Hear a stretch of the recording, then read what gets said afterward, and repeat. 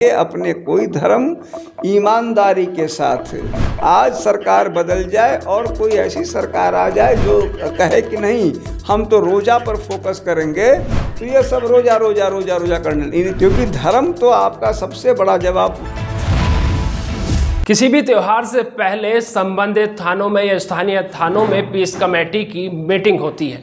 ये इसलिए होती है ताकि जनपद में या उस क्षेत्र में अमन और शांति बनी रहे। ऐसी एक बैठक संबल में हुई। संबल सीओ उसमें मौजूद रहे। तमाम जगह पर होती है, अधिकारी अमन और चैन की बात करते हैं, लेकिन संबल सीओ का जो बयान आता है उससे अमन चैन पर एक एक्सक्लेमेटरी मार्क लग जाता है। दरअसल संबल सीओ ने बयान दिया कि साल में जुमा 52 बार आता है लेकिन होली एक बार आती है। इस तरीके की बयानबाजी है, सियासत जारी है। हमारे साथ पूर्व IPS हैं, बात करेंगे। सर, संबल सीओ का बयान आता है, पीस कमेटी में इस तरीके का बयान आता है, किस प्रकार इस बयान को देखते हैं?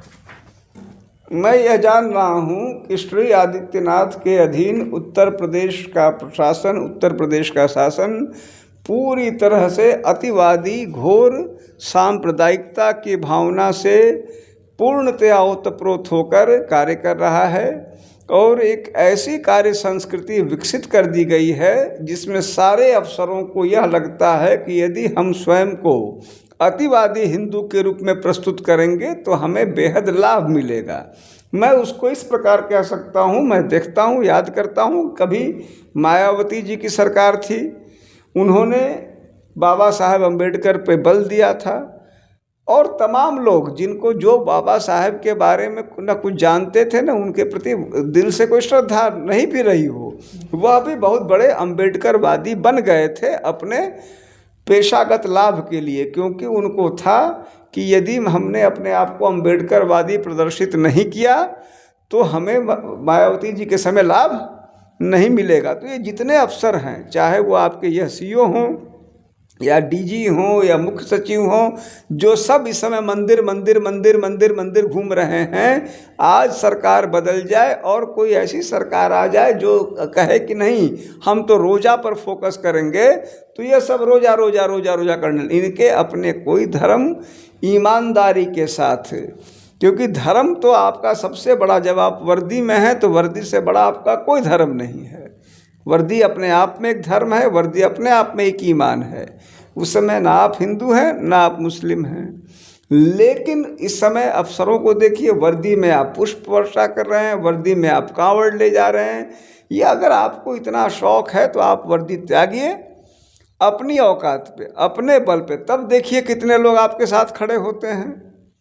लेकिन आप अपना नहीं, वर्दी की इज्जत को आप ये कर रहे हैं, क्योंकि कांवर उठाना, पुष्प वर्षा करना अत्यंत पुनीत काम है, लेकिन वर्दी में वही काम करने का मतलब उस काम को करके जानबूझकर एक गलत सांप्रदायिकता का संदेश देना है। और वर्तमान समय में हमारे तमाम अफसरान सिर्फ और सिर्फ आदित्यनाथ जी को प्रसन्न करने के लिए, उनसे, उनके माध्यम से अपने व्यक्तिगत लाभ लेने के लिए, क्योंकि पद पे बना रहेंगे तो अपने और काम लाभ पाएंगे, इसके लिए ऐसा कर रहे हैं। लेकिन मेरा यह मानना है कि इसके लिए मूल रूप से श्री आदित्यनाथ जी जिम्मेदार हैं। सर, आपने कहा वर्दी ही धर्म है। बेशक वर्दी ही धर्म है। पहले भी अनुज चौधरी इस तरीके की बयानबाजी कर चुके हैं। हाथ में गदा लेकर के यात्रा में शामिल होते हैं, एक वर्दी पहन करके। उसके बाद स्थानीय आला अधिकारियों को बयान आता है कि आपको मीडिया से दूर रहना, बयानबाजियां नहीं करनी है। उसके बाद इस तरीके की बयानबाजी फिर भी आ रही हैं। तो आखिर कौन इसके पीछे है कि अनुज चौधरी लगातार बयानबाजियाँ कर रहे हैं, एक समुदाय के प्रति एक अलग तरीके की बयानबाजी कर रहे हैं? देखिए, अनुज चौधरी जी की आप कुछ भी कहिए, मैं उनकी व्यक्तिगत कोई हैसियत नहीं मान पा रहा हूँ। यह ऐसे साथी जितने भी हैं, ऐसे जो भी लोग हैं, जो हमारे यहाँ कहावत है कि मौका परस्ती से ज़्यादा मैं इसको कुछ नहीं देख रहा हूँ। ये सारे अफसर जो इस समय कोई मतलब जो मतलब सब के सब जो हिंदू रंग में रंगे हुए, और अधिक से ज़्यादा स्वयं को हिंदू दिखाने का जो प्रयासरत जितने अफसर हैं, मैं उनके बारे में सिर्फ एक धारणा रखता हूं कि यह मौका परस्ती कर रहे हैं। सरकार से अपने व्यक्तिगत लाभ लेने, पद पर बैठ के उसके अनुसार अपने गलत लाभ लेने के लिए, केवल मुख्यमंत्री के कृपा पात्र बने रहने के लिए, क्योंकि मुख्यमंत्री स्वयं केवल हिंदू और मुसलमान की राजनीति करते हैं और उनके अधीनस्थ उनकी उस कमजोरी का फ़ायदा उठा के उनके गुड बुक्स में बने हुए हैं और प्रदेश में आम जन के साथ भारी लूटपाट कर रहे हैं। कोई भी मुख्यमंत्री यदि निष्पक्षता के साथ, गंभीरता के साथ अपनी जिम्मेदारियों के प्रति जागरूक नहीं होगा और इसी प्रकार से किसी न किसी संकीर्ण विचारधारा से ओतप्रोत होगा, तो उनके अधीनस्थ उनको इसी प्रकार से बरगला के अपना उल्लू सीधा करेंगे, जैसा इस संदर्भ में आप देख रहे हैं।